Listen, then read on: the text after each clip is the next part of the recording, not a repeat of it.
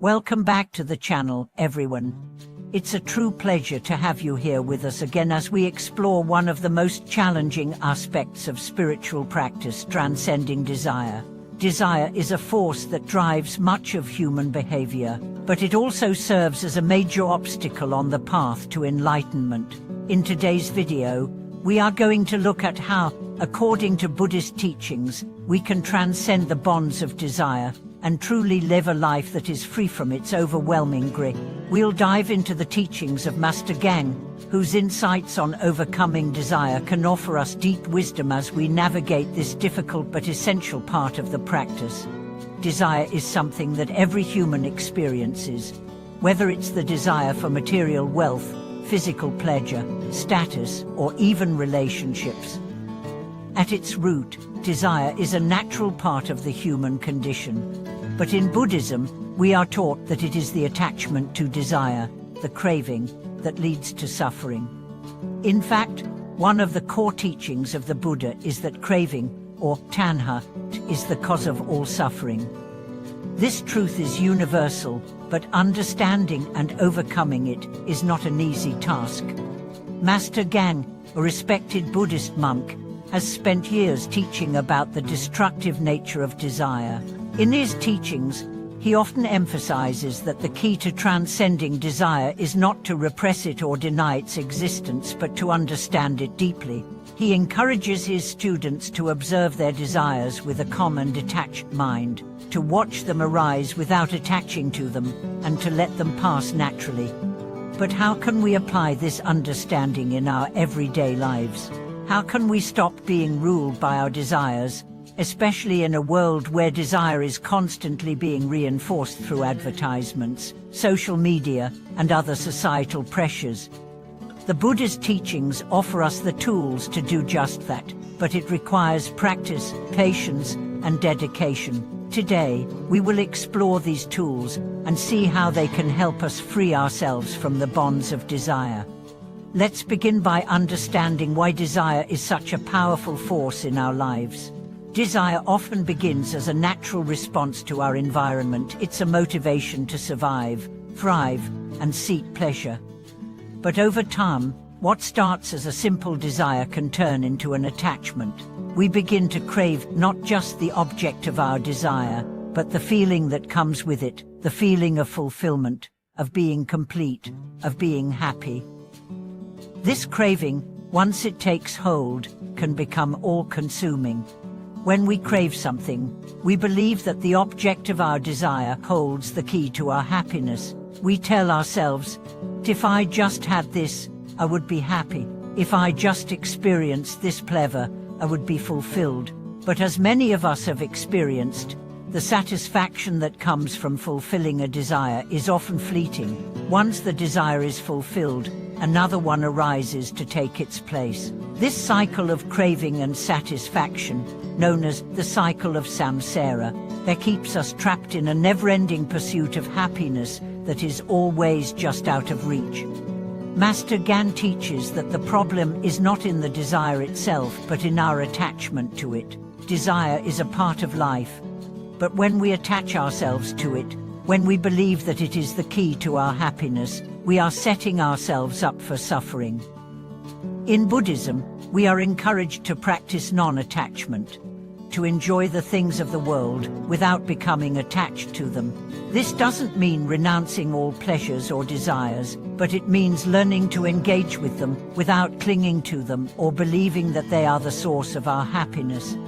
One of the ways we can transcend the bonds of desire is by practicing mindfulness and meditation. Through mindfulness, we learn to observe our desires without getting caught up in them. Instead of immediately reacting to a desire or acting on it, we create space between the desire and our response. This space allows us to make a conscious choice about how we want to engage with the desire, instead of automatically following it.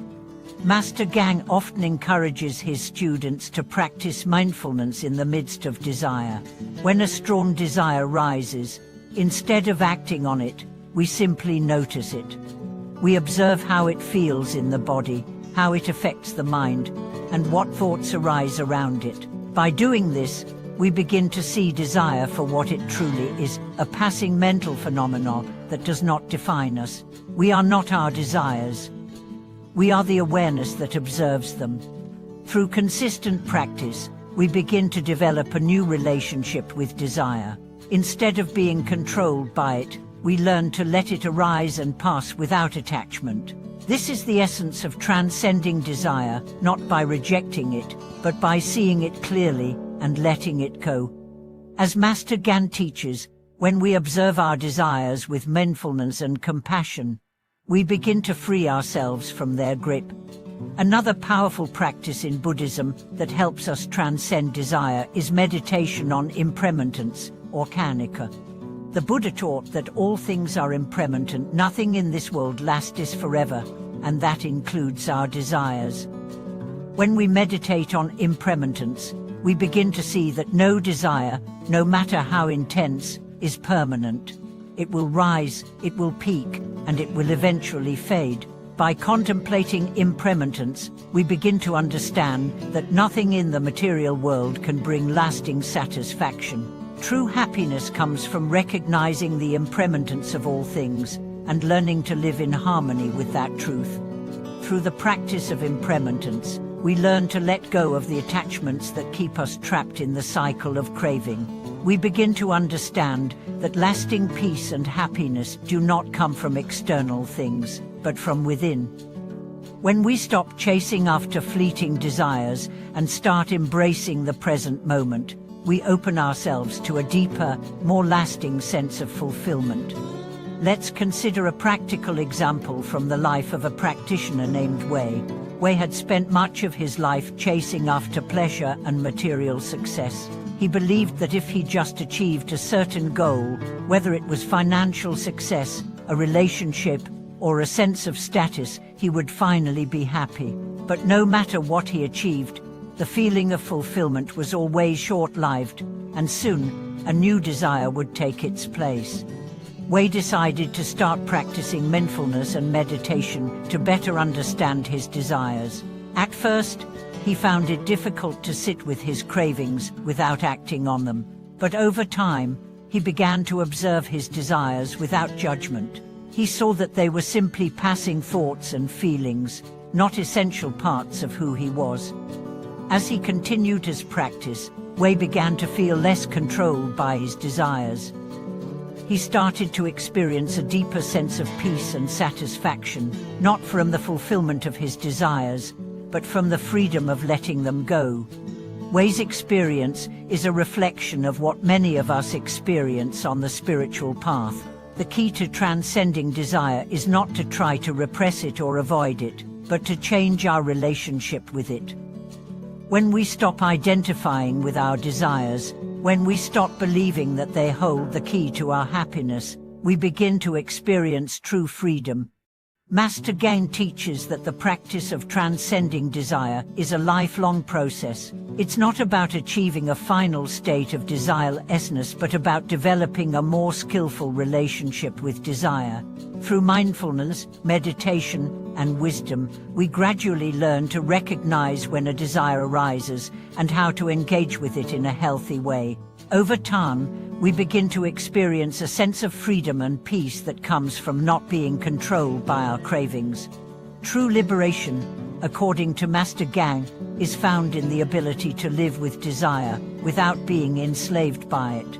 It is about living a life of wisdom, compassion, and non-attachment, where we enjoy the things of the world without clinging to them. This is the ultimate goal of Buddhist practice, to transcend the bonds of desire and to live in a state of true peace and freedom. Thank you so much for watching today's video. I hope the insights shared by Master Gang have inspired you to reflect on your own relationship with desire and how you can transcend it in your practice. If you have any thoughts, experiences, or questions, I'd love to hear them in the comments. And don't forget to like, share, and subscribe to our channel for more valuable teachings. Until next time, may your practice help you transcend the bonds of desire and lead you to a life of true freedom and peace.